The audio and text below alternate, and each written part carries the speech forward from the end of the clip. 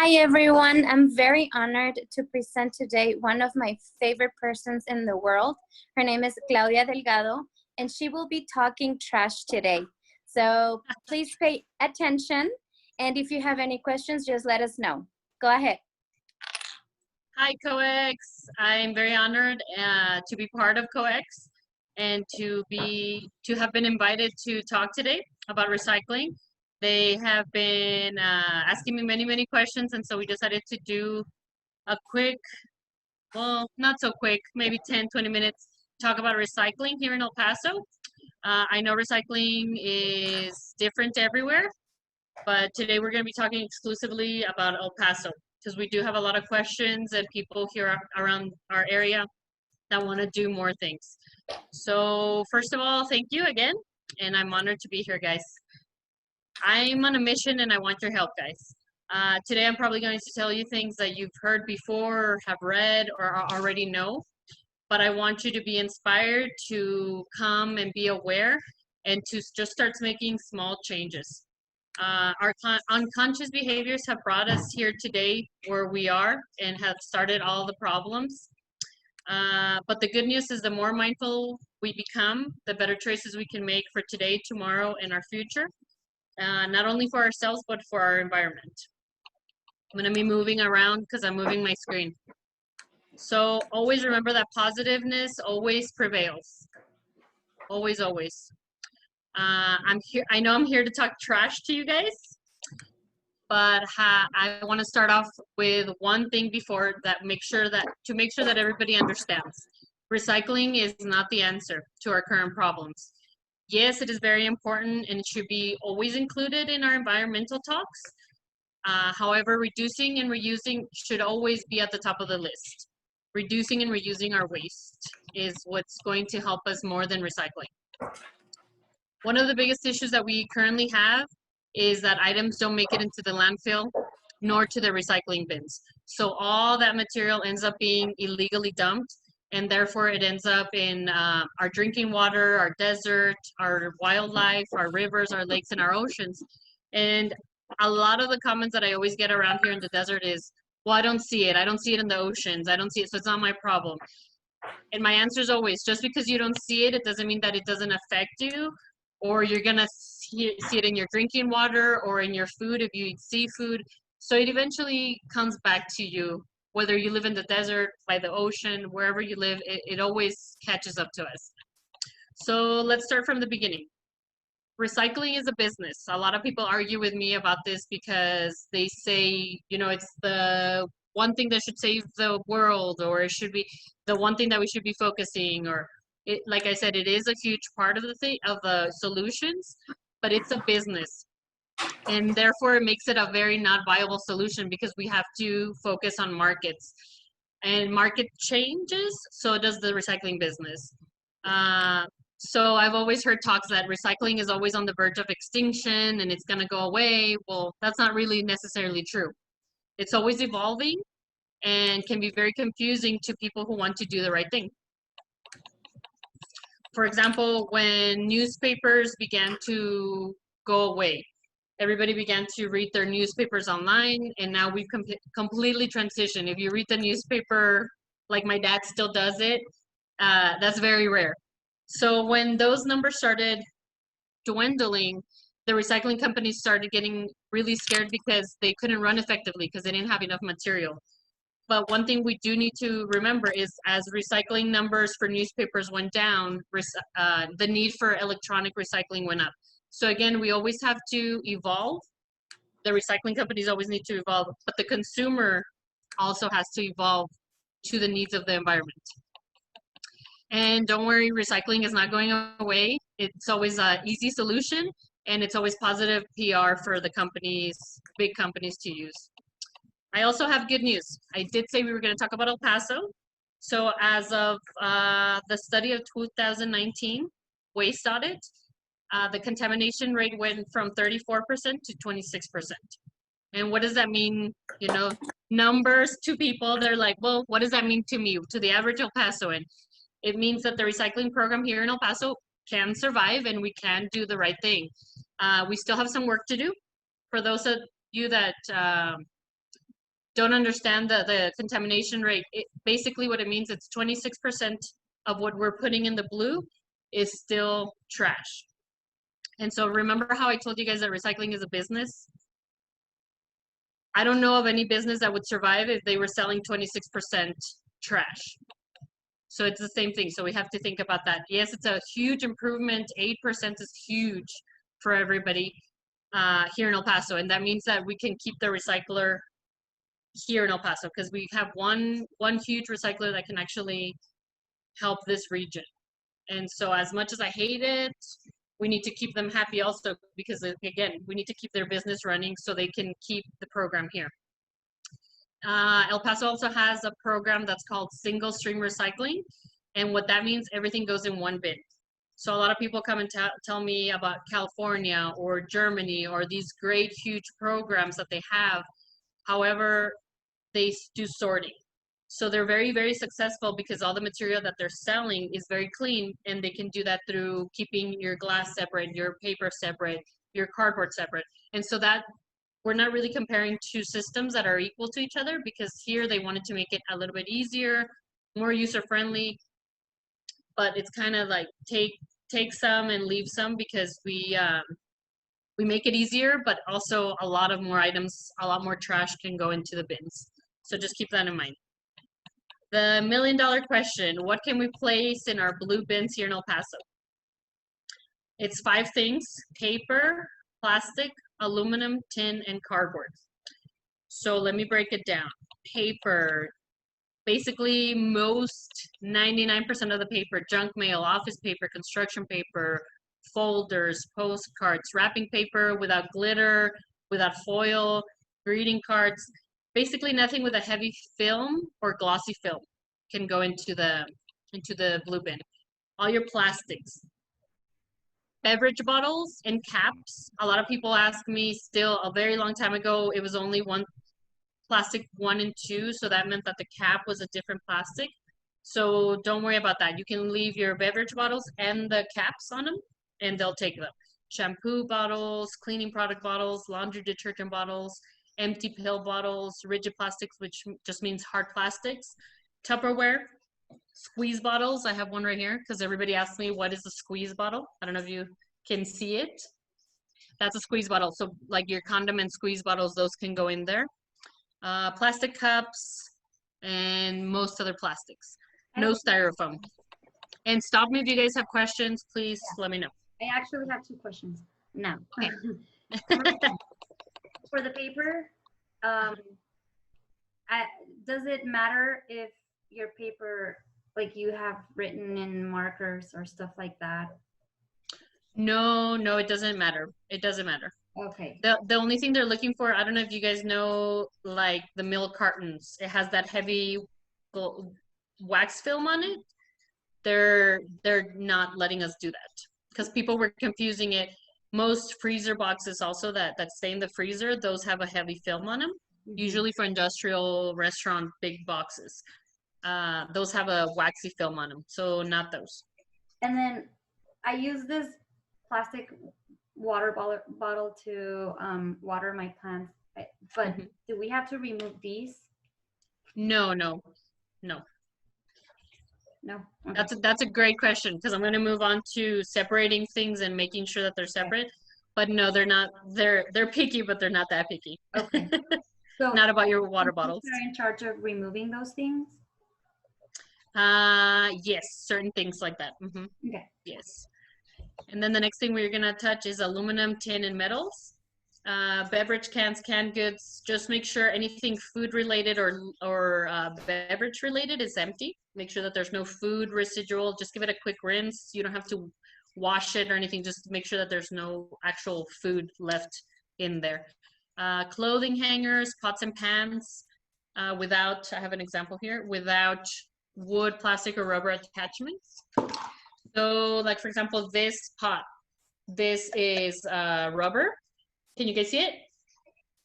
And then you have metal.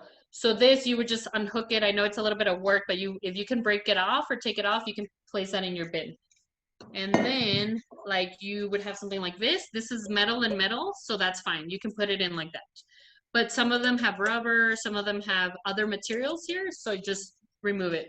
That's why I said it's a great question that you said, because most of the time they have you separate two things. But the wrap is plastic, and so the actual plastic bottle is plastic too. Cardboard. Cardboard is the easiest one, except the heavy and glossy film that I was telling you guys about. But your cereal boxes, just make sure that they're flattened, everything, that way more fits into your bin. And not pizza boxes, right? Not pizza boxes. Oh, thank you for telling me. Yes. Okay. So a lot of people get mad at me for that one because everywhere else they recycle it. But I guess we make better pizza here in the border because we have really greasy, cheesy pizzas that get smothered all over it, and when they're recycling it, the grease messes up with the recycling process. So just a quick reminder, all the stuff that you put in your blue bin has to be free of food, no liquid, and no tobacco. Nothing mixed like how we talked about, and no styrofoam. And my saddest one is no plastic bags in your blue recycling bin.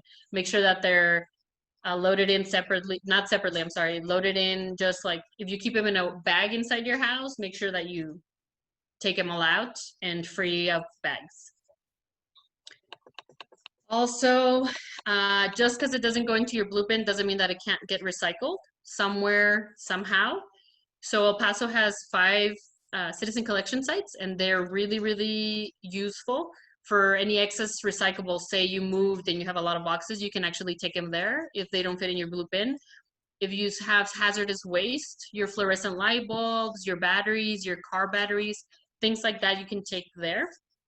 Also glass. A lot of people ask me about glass, and you can actually use the citizen collection sites to go take all your glass, not just clear or green, all glass. And then you get there and you can separate it out by color.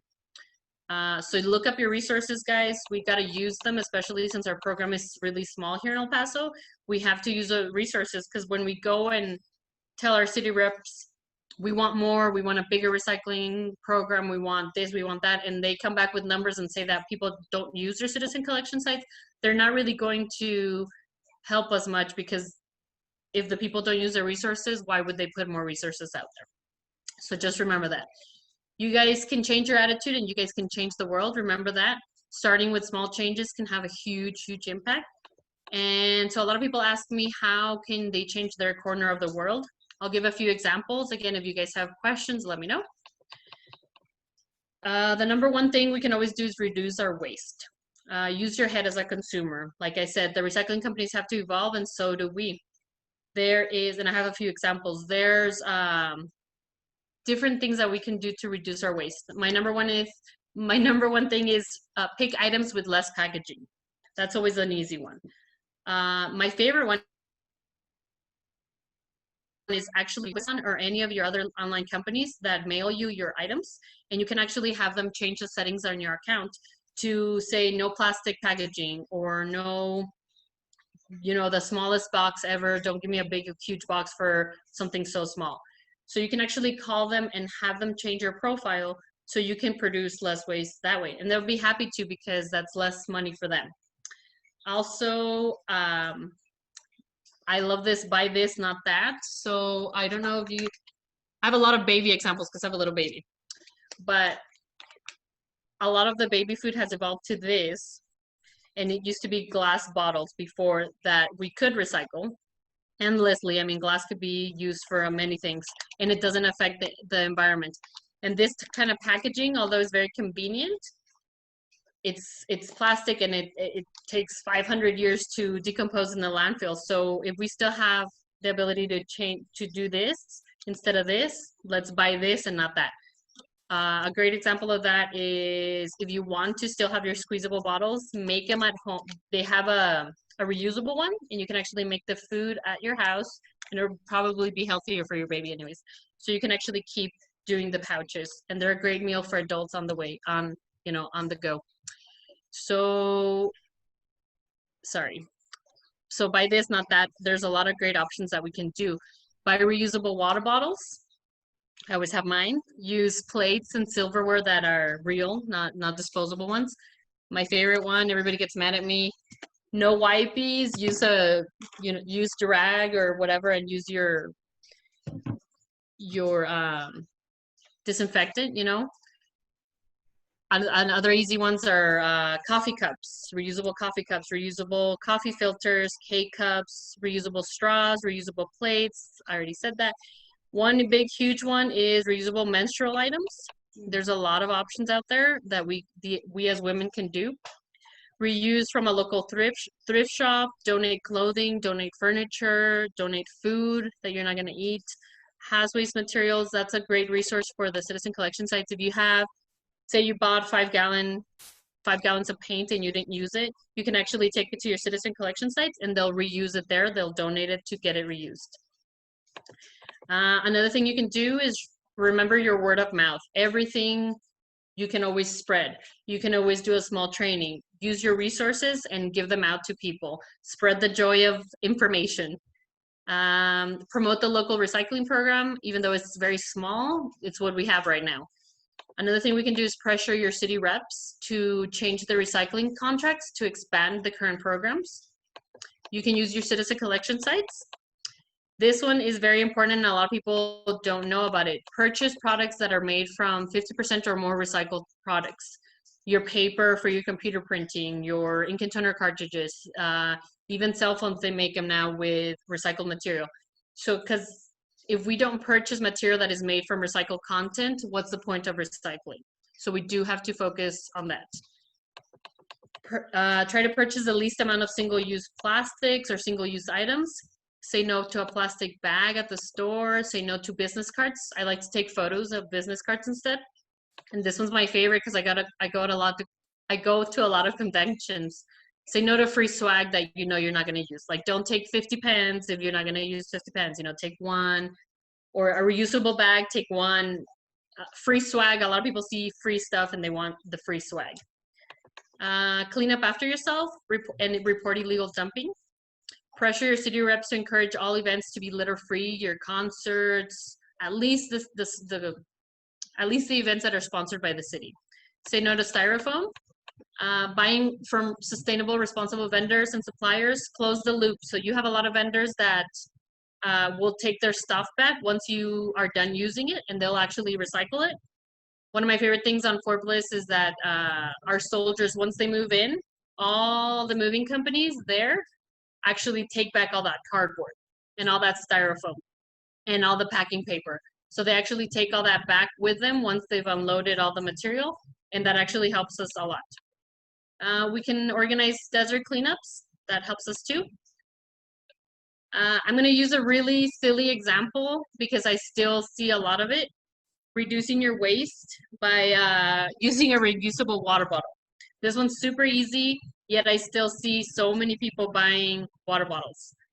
The problem is not actually buying the water bottles, but only 1 out of 5 plastic bottles made and purchased ends up being recycled. Everything else ends up illegally dumped. It ends up in the landfills. And so it just 1 out of 5 plastic bottles. Think of all the plastic bottles that we produce and buy. And I like to think that buying a plastic bottle every day is like buying a toothbrush every day. Some things we don't have a choice on, and most things we do, like IVs and masks and latex gloves, we don't have a choice. So that's only one use, and we need it, especially now. But most things we do have everyday life, we have a choice. And just remember, choose right, choose clean, and choose consciously. And also remember, the problems, yes, they're huge, but it's the small habits that got us here, and it's small conscious changes will steer us back into the right direction and make a huge difference. All right, guys, any questions? Yes. Go ahead. Okay, so with all the COVID-19 that we're facing right now, and you just mentioned right now the masks and the gloves, can they be recycled? Is there anything that with this pandemic can be recycled? Because we see a lot of single-use items, and well, what can we recycle and what can we not recycle? Well, right now they're not gonna. Let me rephrase that. a lot of people are scared right now, and your recycling people, they were even talking about not even taking the basics because they were saying that cardboard keeps certain COVID germs for a certain amount of time. So there was a lot of talk of people not even taking the traditional recycling. So I can't imagine them doing that for for masks, because a lot of people are scared because we're threading unknown territory. So there might be somebody that comes and tells us, I'll take all the masks, certain masks, like the blue masks, and I can most certainly look into that to see if somebody is willing to take them. Because I see even on the streets, people throwing them on the streets. I see them flying when it's windy. Latex gloves, people just get out of the store and throw them on the ground. There's a trash can right there, and I don't understand that. Yeah. But latex gloves for sure, maybe we can do as medical waste, but I'll find out for you. It's so interesting because the gloves thing, I was living in Philadelphia, and I was in this last summer in New York, and there were so many gloves on the streets. It's insane. And I've always wondered, why? Who's using all these gloves? Yeah.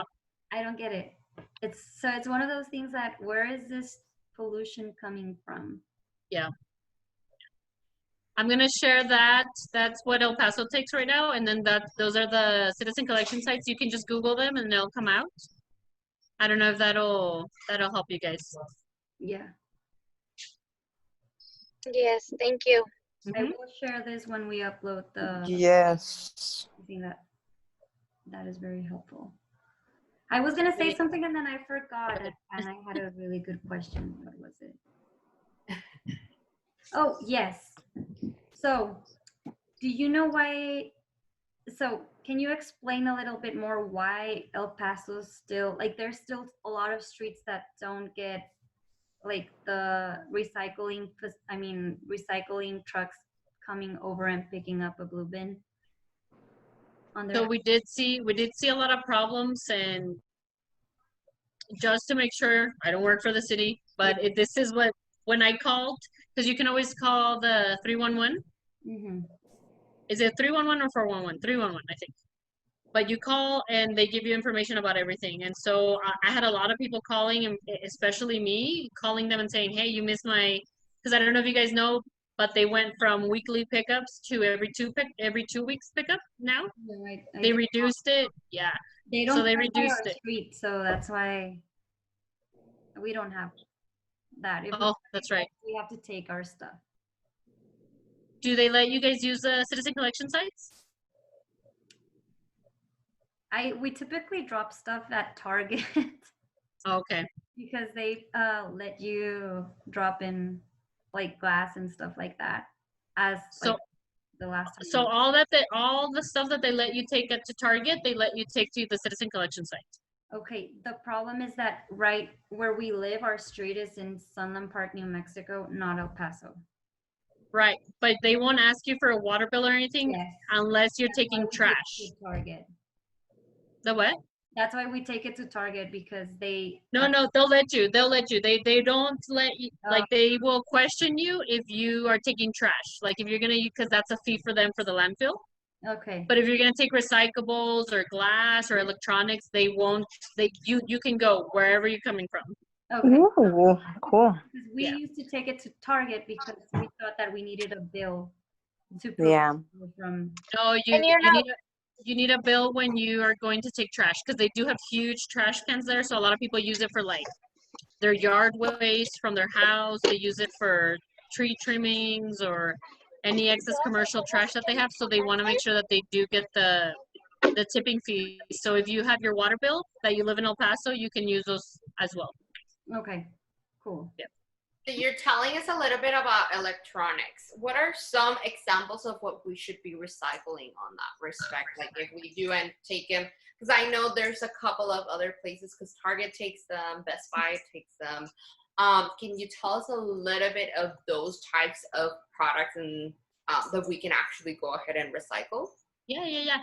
So basically any electronic except for washing machines and refrigerators.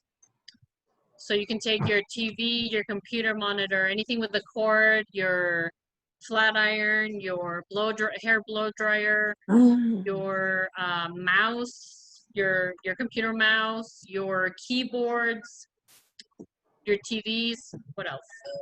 Do you know what they do with them? Sorry, my dog's barking. Do you know what they do with the electronics when you take them to recycle or no? Yeah, well, again, they changed a lot of the contracts from the city, but the last time they were actually taking them to get recycled. Yeah, they pull them apart because a lot of electronics have precious metals, and so they pull them apart. They take the copper, the gold, the platinum, and so they separate all that, and then they recycle the plastics. That's So, very yes. interesting because here in El Paso, what they do, and I just found out this last week. When they confiscate something, let's say that they confiscated, I don't know, a truck full of electronics, they won't do anything. They'll take the whole truck and take it to the landfill where they can destroy it there, and then ¿cómo se dice enterrar? They'll Bury bury it. it. They'll bury it instead of recycling. So, I mean, I think we need to push a little bit more how they recycle also here in our city, because, I mean, the field is not just like a huge trash, you know? Yeah. Yeah. No, I agree. And electronics, a lot of people don't want to recycle electronics. A good, I just lost their name. It's a good recycler here in El Paso, and they actually send it to get recycled. I send my residents from Fort Bliss there. I will owe you guys that name. I have it's a recycler here. I'm trying to think. But so most electronics, say you don't want to take them to the city because you don't know if they're going to really recycle it. Because I know the citizen collection sites do take electronics. But if you don't want to take them there, Target takes your cell phones and a lot of other electronics. I'm not sure what they take. Maybe Marifer can tell me.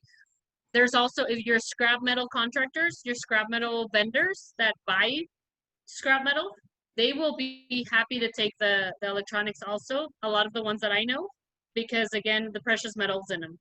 And they'll actually take the time to recycle it and pull them apart. So that's a good resource also. The scrap metal vendors in El Paso. Scrap metal yards, I guess you would call them. So Claudia, with batteries, they also do every single type of battery, or is there something in specific that they're not recycling? As far as I know, man, I wish I would have downloaded that part too so you guys can have it. If you Google the citizen collection sites, it'll tell you the hazardous materials that they'll take. Okay. So just Google citizen collection sites El Paso, Texas, and the city website will come out, like the one right here on the screen. Okay. And you can actually click on it and a whole PDF file will come out of what you can take there.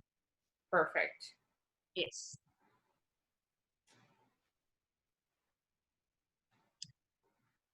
My sister says she has nightmares of me with batteries because she wants to throw them away and then she remembers my face and doesn't throw them out. Like your little alkaline batteries and things like that. Everyone at work says that they remember about me, but with straws, plastic straws. So they're going to Diaspora and they're like, oh, of course now with COVID, it's kind of necessary, but before they usually like do that. So I understand your So right now, I'm a runner, trail runner, and I used to take a little plastic bag with me to collect stuff. And right now I feel so frustrated because with COVID, I mean, I'm not doing it. I'm not touching stuff that God knows where it comes from. But then I've seen so much trash right now because of the same reason. Like the whole street where I live, it's full of waste. There's a lot of beer cans, plastic bottles of water. It's like insane. insane, and it's so frustrating because I really want to pick up stuff, but Yeah. I mean, I don't know. It's just. I hear you. My daughter, my 2.5-year-old, I taught her since she was little. We take walks every day, and she wants to go pick up the stuff, and her dad screams at her like, "No, don't pick it up!" And I go to pick it up too, and I remember everything now, and it's really frustrating. Maybe if I can take gloves with me and I put it away, but my daughter's like, "Wait, you taught me to do this, Mom, and now you're telling me no." So she's really frustrated too because she wants to pick up, and she even says, you know, she gets mad at people even if they're not there. She goes, "Hi, people! They're so dirty. Why are they dirty?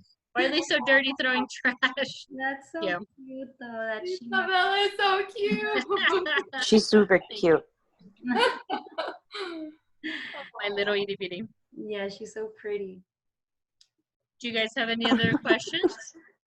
No, I think this is a lot of information, actually. Yeah. It's very, very helpful. And Awesome. I agree with you. We need to still keep on participating with with our city programs and keep pushing for more, because it's frustrating to see our cities growing so fast and so much pollution everywhere. And Yes. people that say that, oh, it's because it's in the ocean, I don't see it. You can see it in the desert here everywhere. Yes. The front yard of my parents' house is full of plastic that flies all over the place, that it's not even ours. Yeah. So those people that say that plastic is just somewhere else that they don't see, that's completely not true. They're not seeing in front of them. Yeah. Yeah. A lot of the thing that frustrates me is furniture too, like your old couches, just to avoid a small landfill fee.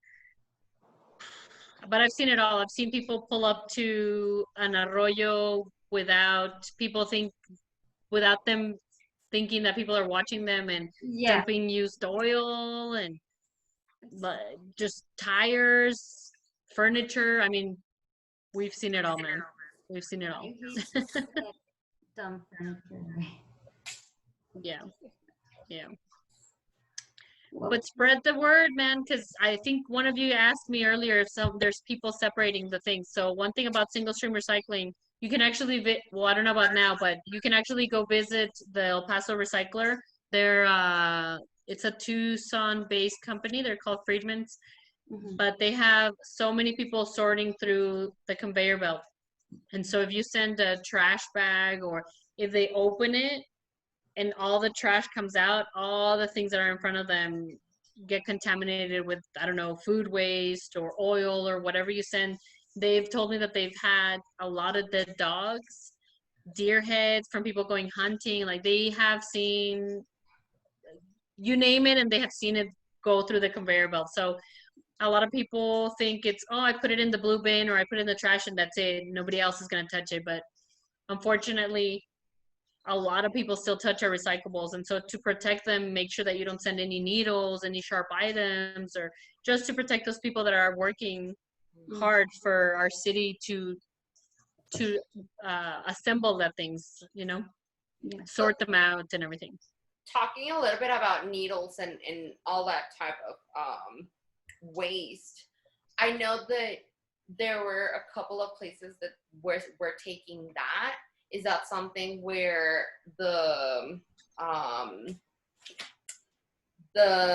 collection sites are taking as well, or do we just like dispose of those in normal trash? Like, how does that work?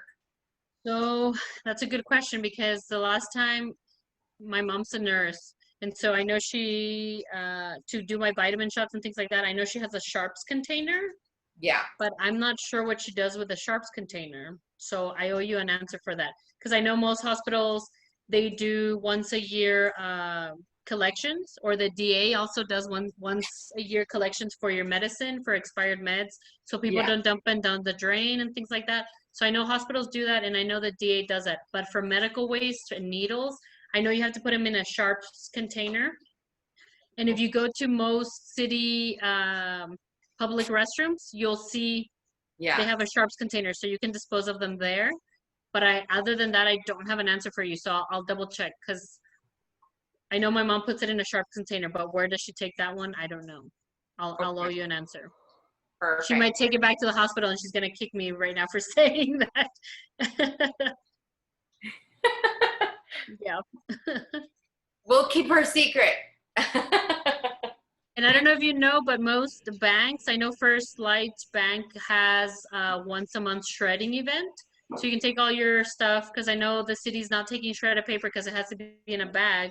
And that really bothered me, because what happens to all that shredded paper? So banks, I know the First Light Bank does a public event, and they do once a month shredding, free for the public. Oh, that's so cool. We should participate. Yeah. in that.